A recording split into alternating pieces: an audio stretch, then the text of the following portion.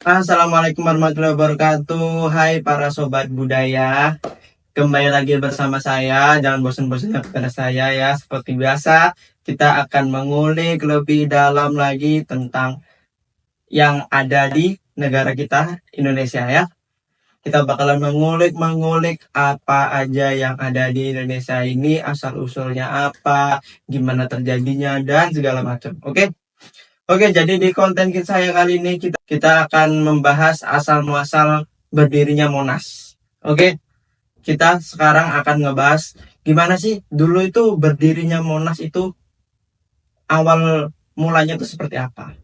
Yang kalian tahu ya, Monas itu pasti kalau kamu tahu ya, pasti yang di benak pikiran kalian tuh Monas itu di atasnya ada emas ya. Saya juga mikirnya kalau dengar kata Monas, nah, di atasnya ada emas. Nah, setelah Indonesia merdeka pada 17 Agustus 1945, Presiden Soekarno punya mimpi besar membangun sebuah monumen yang menjadi simbol semangat perjuangan rakyat Indonesia.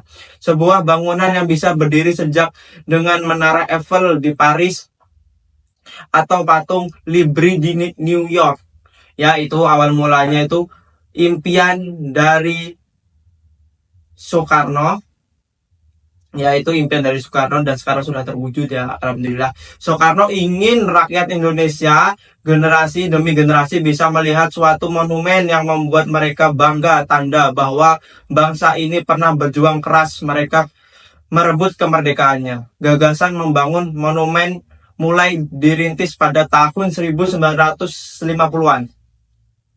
Tahun 1955 mengadakan sayembara nasional untuk mencari desain terbaik monumen nasional. Banyak arsitek dari seluruh Indonesia ikut berpartisipasi dari sekian banyak desain. Akhirnya yang terpilih adalah rancangan dari Fresen Silaban. Jadi kalau kalian lihat desainnya itu, Monas itu ya, itu dipilih dari desainnya Fresen Silaban, arsitek kelahiran Sumatera Utara, dan R.M.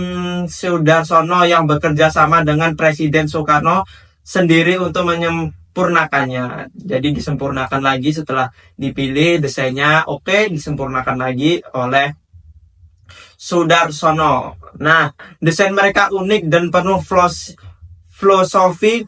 Monas dirancang dengan bentuk lingga dan yoni, simbol laki-laki perempuan dalam budaya Nusantara yang berani, kesuburan, dan kehidupan. Ini juga melengkapi kekuatan dan semangat rakyat. Pembangunan Monas dimulai secara resmi pada 17 Agustus 1961. Dipimpin langsung oleh Presiden Soekarno. Tapi proses ini tidak mudah ya. Pembangunan dilakukan dalam 3 tahap dan berlangsung selama 14 tahun. Mulai dari 1961 hingga selesai di tahun 1975. Pada masa ini, Indonesia sedang menghadapi berbagai krisis politik, ekonomi, hingga transisi pemerintah. Tapi proyek Monas terus berjalan sebagai proyek kebanggaan nasional. Jadi apapun penghalang ya, Monas itu selalu jadi impian agar terus berjalan, proyeknya terus dibangun agar menjadi proyek kebanggaan nasional. Kebanyakan bahan bangunan diambil dari dalam negeri, marmer dari Tulung Agung, baja dari Cilegon, semuanya menunjukkan kemandirian bangsa. Monas bukan hanya tugu di dalam, terdapat Museum Sejarah Perjuangan Nasional dan diorama perjuangan bangsa Indonesia dari masa kerajaan hingga kemerdekaan. Di tengah terdapat ruang kemerdekaan, tempat penyimpanan naskah asli teks proklamasi dan lambang negara.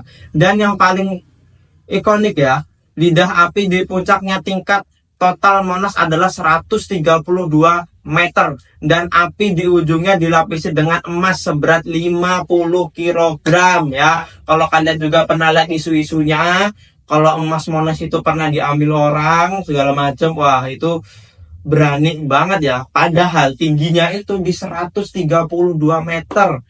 Itu kalau jatuh Ya mantap. Apa itu menyala abadi, melambangkan semangat perjuangan yang tak pernah padam. Monas diresmikan dan dibuka untuk umum pada 12 Juli 1975 oleh Presiden Soeharto. Sejak saat itu Monas menjadi ikon Jakarta dan salah satu destinasi wisata sejarah paling terkenal di Indonesia. Monas juga menjadi tempat upacara kenegaraan, peringatan Hari Kemerdekaan hingga simbol nasionalisme di tengah modalitas kota Jakarta. Kalau kalian lihat pada 17 Agustus, kalian itu pasti selalu disiarkan di TV upacara kemerdekaan 17 Agustus. Itu selalu kita mengibarkannya di selalu mengibarkannya di Monas ya. Itu sudah tidak asing lagi. Dari mimpi besar Soekarno hingga puluhan tahun pembangunan penuh tantangan, Monumen Nasional kini berdiri kokoh sebagai saksi bisu perjuangan bangsa. Monas bukan sekedar bangunan, ia adalah lambang semangat, simbol persatuan dan pengingat bahwa kemerdekaan ini diperjuangkan bukan diberikan, diperjuangkan bukan diberikan ya, ingat. Kalau kamu pernah ke Monas, coba bayangkan kamu sedang berdiri di atasnya, tanah penuh sejarah. Ya, suka dan konten sejarah Indonesia, jangan lupa like, share, dan subscribe. Sampai jumpa di video berikutnya. Ya, terima kasih buat semuanya yang telah menonton video ini. Teruslah mengulik tentang sejarah-sejarah yang ada di Indonesia ini. Bukan hanya Monas ya, banyak banget sejarah-sejarah yang perlu kalian pelajari. Bukan hanya kalian taunya, oh kota ini, oh kota itu. Kalian juga harus tahu dong, itu sebenarnya terjadinya bisa dibuka kota ini atau monumen ini. Kalian harus menguliknya juga, harus belajar. Mari kita belajar bareng-bareng bersama saya. Ya, oke, segitu konten dari saya. See you next time konten berikutnya ya. Terima kasih. Bye-bye.